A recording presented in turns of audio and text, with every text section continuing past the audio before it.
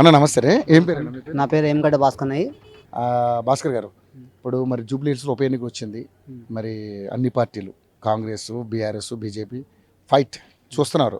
So మరి మీ MLA ఎవరైతే మాగంటి గోపీనాథ్ గారు చనిపోవడం వల్లనే ఇక్కడ ఉప ఎన్నిక రావడం జరిగింది కాబట్టి బై ఎలక్షన్ వచ్చింది. సో ఏంటి మరి ఏం ఆలోచిస్తున్నారు? ఇప్పుడు ఎవరు గెలిచే అవకాశం కనపడుతుంది ఒక ఓటర్గా మీ అభిప్రాయం? ఇప్పుడు నేను ఆటో నడుపుకుంటా. 6 గ్యారెంటీలో ఒక గ్యారెంటీ అన్నాడు. ఏది ఒక బస్సు తప్ప ఫ్రీ ఏం లేదు రేవంత్ రెడ్డి సార్ది. ఇప్పుడు ఏ ప్రభుత్వం వచ్చింది, ఏ పనులైనా గవర్నమెంట్ అయితే ఏ పని కూడా మాకైతే ఏ సక్కగలేదు. ఇంతవరకు కూడా ఒక హామీలో కూడా వచ్చిన వాళ్ళకి ఇండ్లు వచ్చినాయి, డబుల్ బెడ్రూమ్ వచ్చినాయి, కానీ లేని వాళ్ళకి మాత్రం ఇంతవరకు గుడిసెలు ఉన్నా కానీ ఒక రేకుల ఇల్లు ఉన్నా కానీ ఇవ్వలే గవర్నమెంట్. ఆ ప్రభుత్వంలో తెలంగాణ ఉద్యమకాలను అసలు పట్టించుకోలేదు కేసీఆర్ సార్. ఇక ఇప్పుడు చెప్తున్నా వాసనేపాలంటే ఇప్పుడు ఉన్న నవీన్ అయితే జూబ్లీస్కి వెళ్ళేస్తున్నాడు. ఆయన ఒక పొలిటికల్ లీడర్ అంటే 2 సార్లు ఓడిపోయినా అని మంది అంటారు, కానీ ఆయన ఉత్తగా ఉన్నప్పుడే ఎంతోమందికి సేవలు చేసిండు. ఇవాళ పోతే చాలామందికి ఇంటికాడికి పోతే అన్నకి ఇట్లా ఉందంటే పరిస్థితి అంటే ఇస్తాడు ఆయన ఇవ్వను అనుకో. ఎందుకంటే మేము చూస్తున్నాం కనుక మేము ఆటనడుతుంగా ఈ అలా జిహెచ్ఎంసీలో కూడా చాలామందికి వాళ్ళకు వాటర్ గిన్నె పడ్డా కానీ వాళ్ళకు బ్లాంకెట్ అవన్నీ ఇస్తాడు. ఎందుకంటే ఆయన కొన్ని హెల్పింగ్ నేచర్ బాగుంది. పార్టీలతో సంబంధం లేదు, నవీన్ అన్నయ్యకి అయితే ఆ విధమైన క్రేజ్ ఉంది. ఉంది, ఆ క్రేజ్ ఉంది. ఇంకోటి పిలుస్తే పలుకుతాడు. ఇంకోటి బీసీల దానిలో కూడా జ్యోతిరావు పులి పెట్టినంటే ఆయన గ్రేట్. ఎందుకంటే జూబ్లీస్ ఏరియాలో ఎవరు కూడా పెట్టలే. ఏడా పైన అంబేద్కర్ బొమ్మ పక్కకే మన జ్యోతిరావు పులి వాళ్ళ ఇద్దరు భార్య భర్తలు పెట్టిండు. అంటే అట్లా ఇంకా లీడర్ ఇంకా ఎవరు కాదు చెప్పు. మరి మరి ఏంటి మరి పరిస్థితి ఏమనుకుంటున్నారు? మరి ఇప్పుడు మాగంటి గోపీనాథ్ గారు 3 సార్లు ఇక్కడ గెలిచారు. సో మరి మీ ఆటో ఇప్పుడు కొత్తగా ఆయన కూడా మంచిగా వేసిండు. నా అవ్వదు చెప్పదు, ఉన్న కాడికి మాత్రం మంచిగా వేసిండు. చేయలే అనదు. ఆ ప్రభుత్వంలో కేసీఆర్ ప్రభుత్వంలో వాళ్ళు కూడా బాగానే వేసిన వాళ్ళే, కానీ ఇప్పుడు ఆయన చనిపోవడంలా బై ఎలక్షన్ రావడంలా వాళ్ళ భార్య నిలబడ్డది. ఇక ఆయన అంటే జర కొత్తగా అయిపోతుంది. ఎందుకంటే వాసన అయిపోవాలంటే ఇంకా చాలామంది ఉండదు. ఇప్పుడు పార్టీ సీఎం రేవంత్ రెడ్డి ఉన్నప్పుడు ఈమెకు చేయాలంటే కాని పని. ఎందుకంటే ఇప్పుడు ఎందుకు ఇంతకుముందు కూడా ఉద్యమకాలు పోతే ఇప్పుడు దానం నాగేంద్ర ఒకసారి మేము అందరం పోతే ఆ రోజుల్లో ఎలక్షన్ ఎమ్మెల్యేలు ఎలక్షన్ వచ్చినప్పుడు అప్పుడు ఏమన్నా అంటే ఉద్యమకాలకి 70 మందికి ఇండ్లు ఇస్తాను డబుల్ బెడ్. ఎవరికి ఒకరు కూడా ఇవ్వలేదు, దానమన్నా ఇవ్వలేడు. ఉద్యమకాల ఐక్యత వర్ధిల్లాలన్నప్పుడు ఆయన ఒక్క మాట కూడా మాట్లాడాలి. మళ్ళీ ఇస్తా అని చెప్పి ఇవ్వకపోతే మళ్ళీ కేటీఆర్ సంతకం పెట్టాలి. మళ్ళీ ఎవరు మన ఈయన కలెక్టర్ సంతకం పెట్టాలి. అంటే ఇండ్లు ఇవ్వడానికి కలెక్టర్కి ఎందుకన్నా సంబంధం? ఉన్నోళ్ళకే ఉన్నా మరి చేస్తారన్నప్పుడు చేయించాలి కదా. మళ్ళీ లాస్ట్కి వచ్చినాక కాదు వాళ్ళు ఆ రోజుల్లో కూడా డబుల్ బెడ్ మిస్ అని చెప్పి వాగ్దానం చేసిండు. వచ్చినా రాకుండా మీరు ఎంతమంది కష్టపడే ₹1 లేకుండా చేసినామన్నా ఓటుకు మాత్రం పని చేసినాం.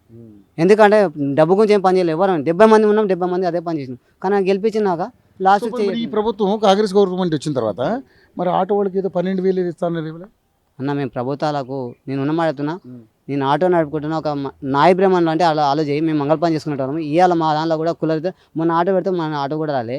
డబుల్ బెడ్రూమ్ పెడితే డబుల్ బెడ్రూమ్ రాలే. 2016 వాసన అయిపోవాలంటే 6 రోజులు పెడితే ఇప్పుడు కలెక్టర్ కూడా ఇష్యూ చేయలే. అంటే ఒక నిరుపేద కుటుంబాలకి రాజశేఖర రెడ్డి సార్ ఉన్నప్పటి నుండి ఉందన్న నాకు 4 పిల్లలు, 6 మంది మొత్తం 4 పిల్లలు లాక్డౌన్లో చనిపోయారు. మగ పిల్లలు 2 పిల్లలు ఉన్నారు. మా పాప కూడా గవర్నమెంట్ స్కూల్, మా బాబు కూడా గవర్నమెంట్ స్కూల్. ఇవాళ నేను బతకలేని పరిస్థితిలో మా పిల్లలు 4 చనిపోయారు. నేను అట్లా కూడా బాగాలే. కానీ డబుల్ బెడ్రూమ్ ఇస్తా అని చెప్పి కలెక్టర్ కూడా ఇప్పటిదాకా ఇష్యూ చేయలేదు. ఇప్పటిదాకా 4 సార్లు 5 సార్లు వచ్చింది. ఇప్పుడు ఏం లాభం చెప్పు? మేము ఎంఎస్సీ కోదండ సార్ కూడా తిడతాం, ఆయన కూడా ఏం చేయలే. ఆయన ఏమంటారంటే మాకు కూడా ఉన్నమాట చెప్తున్నా. సార్ ఏమంటారంటే మీరు కష్టపడి కొట్లాడి తెచ్చుకోండి, మేము వద్దాను, నేను రికమెండేషన్ పెట్టాను. ఆయన కూడా అడగలేదు. మేము ఇప్పటిదాకా మేము సార్ ఏమో తిన్నాం, మేము అడగలే. కోదండ సార్ కూడా అడగలే. ఎందుకంటే ఆయన కూడా అన్నాడు ఇండ్లు లేని వాళ్ళు పెట్టుకోండి అన్నాడు. కానీ ఇప్పటిదాకా ఎవరు ఏం చేయలేదు, మాకు ఎవ్వరు చేయలేదు సార్. ఇప్పుడు రోజుకి ఎంత వాళ్ళతో పాటు ఇంతకుముందు అయితే గవర్నమెంట్ ప్రకారం వస్తే మేము అప్పట్లో 800,000 రూపాయలు చేస్తున్నాం. అవ్వదు ఎప్పుడు ఫ్రీ బస్ వచ్చింది. ఫ్రీ బస్ వచ్చిందంటే ఇంకా ఆడవాళ్ళు కూడా కళ్యాణ లక్ష్మి లాగా వచ్చేసింది అది కూడా. ఎందుకంటే వాళ్ళకి ఫ్రీ అన్నట్లే కానీ డీలక్స్ పెట్టిండు, ₹5 పెంచేసిండు. ఇంకా ఆయన రేవంత్ రెడ్డి కూడా తెలవాలి. ఎందుకంటే పాలమూరు మా ముద్దు బిడ్డ కనుక చెప్తున్నా. మా ముద్దు బిడ్డ తెలంగాణ ముద్దు బిడ్డ. ఇంకోటి రేవంత్ రెడ్డి అంటే చాలా మాటలు కానీ పనులు కూడా ఫాస్ట్ ఉంటాడు. ఇక ఆయన ఇప్పుడు ప్రభుత్వం వచ్చినాక కొన్ని పనులకు ఏమి లేనోనికి మాత్రం ఏం చేయలేడు అన్న. ఇప్పుడు ఏం చేయలేదు ఇప్పుడు. సరే మరి ఓకే, ఇప్పుడు పరిస్థితులు అన్నీ చెప్పావు. మరి ఇప్పుడు బీజేపీ కూడా పోటీ చేస్తుంది. బీజేపీ ఏ ప్లేస్లో ఉంటుంది ఇక్కడ? ఇప్పటిదాకా బీజేపీ కూడా ఫైట్ చేస్తుంది, బీజేపీ కూడా గెలవాలి డైరెక్ట్ ఉంటుంది అందరికి ఉంటుంది. కానీ ఈ ఉన్న పొజిషన్లో అయితే మాత్రం నవీన్ అన్న మాత్రం గ్యారంటీ అన్న 100% నవీన్ అన్న గెలుస్తాడు. బీఆర్ఎస్కి అవకాశం లేదా? బీఆర్ఎస్ అంటే ఇప్పుడు మాగంటి గోపీనాథ్ అని ఉంటేనేమో ఎవరు లేకుంటుంది ఆయన పోటీగా. ఎందుకంటే వాసన చెప్పాలంటే ఈయన ఇప్పుడు కాంగ్రెస్ కనుక పన్నులు వాళ్ళతో అవుతా అన్న. ఇప్పుడు ఎందుకు ఇంతకుముందు కూడా చెప్తే అన్న మరి ఇప్పుడు కాంగ్రెస్తో పనులు కాలేదంటున్నావు. ఇప్పుడు నవీన్ వల్ల ఒకవేళ గెలిస్తే నవీన్ వల్ల ఏ అవకాశం ఉందా? ఉంటుంది. అయితే ఉత్తగా ఉన్నప్పుడే చేసినంటే ఇప్పుడు లేనప్పుడు చేయడన్న గవర్నమెంట్ అప్పుడంటే సరే మీ అందరికి ఏదో చేతి సహాయం ఆయనకున్న దాంట్లో ఎంతో కొంత పెట్టిండు.